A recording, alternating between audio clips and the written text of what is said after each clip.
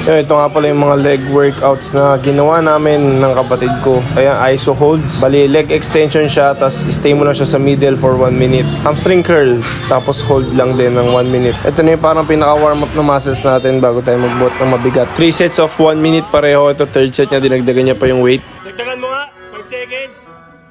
5 seconds. Ay, bayabas ako.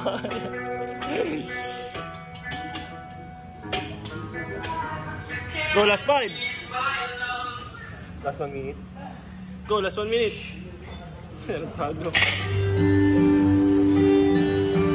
Banat. Reps, reps. Reps. 1. Ah, grabe. Ah, diba? Ah. Would you cry? Oh, please tell me this. So yung kanina for hamstring and quads, ito naman para sa glutes. Hold lang din 1 minute tapos 3 sets. Naglagay lang kami ng 70 pounds na dumbbells para may weight. Then after nun, glute bridges pala. Ayan. Single leg glute bridges, 3 sets of 12. Pakita mo kasi yung mukha mo. Umahayos yung mukha pagka may video eh. Then nag-proceed na kami sa step ups. Kumuha lang kami ng plyo box, tapos itong 10 kg na bola.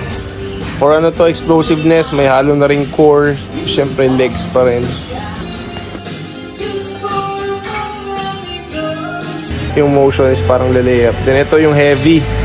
Bali 120 pounds, 60 pounds each yung dumbbells. Then Bulgarian split squats or single leg squats. Ito mabigat na rin talaga to, kaya pwede nyong ibabaan yung weight sa kung ilan yung kaya nyo. Pero ginawa namin to ng 3 sets of 5 reps each leg.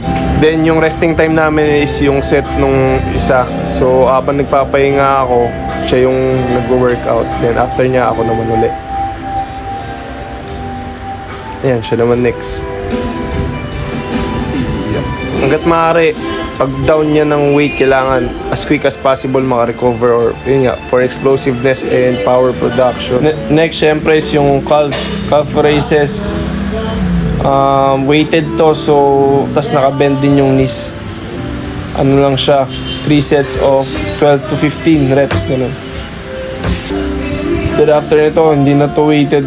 Calf raises pa rin, 3 sets of 30 reps. Yung last workout na sana namin to, kaso naisip ko i-workout pa yung quads ko. And dito kami 300 pounds sa leg press. Yan. Ginawa ko ng... Ako na yung nauna, tapos kung ilan yung magagawa ko, papagawa ko rin sa kanya. So na-challenge ako para ma-challenge yung kapatid ko. Ginawa ko 50 reps. Yan, natapos niya naman. Last workout na rin naman, so sinagad na namin. 50 reps of 300 pounds sa leg press, close foot. 50 reps, 300 pounds. Close fit. Yan.